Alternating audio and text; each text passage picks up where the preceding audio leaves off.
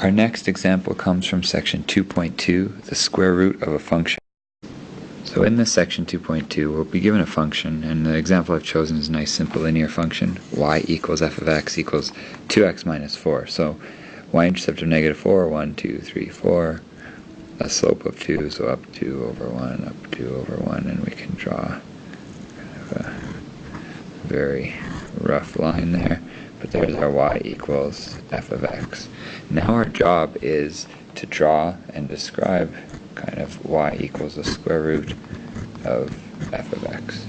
So in other words, the square root of 2x minus 4. So to help me figure this out, I've put a table of values for the original function here. So y equals 2x minus 4 goes through these points. 0, negative 4, as we've already talked about. 2, 0, 2.5, comma 1, 3, comma 2, 4, 4, etc. What I want to do is compare that with y equals the square root of f of x. And to do that, I'll use the same x coordinates and just talk about what happens with the y coordinates.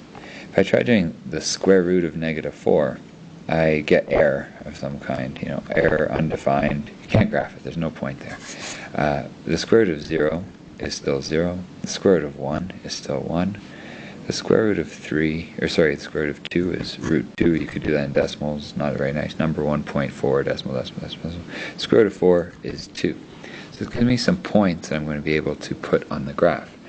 2, 0, the point at 1, the point at 3, comma, square root of 2, 4, comma 2, so 1, 2, 3, 4, 2, somewhere over here. And if you put these on your graphing calculator, you'll also be able to see this, but the graph comes above for a tiny little bit, and then basically stays below for the rest of its existence. So y equals the square root of f of x looks something like this. Two invariant points wherever y was equal to 0 and wherever y was equal to 1, because the square root of 0 is 0 and the square root of 1 is 1. Nothing at all where the original graph was negative, because you can't square root negative numbers, and so you can't have your square root graph is undefined for all of that.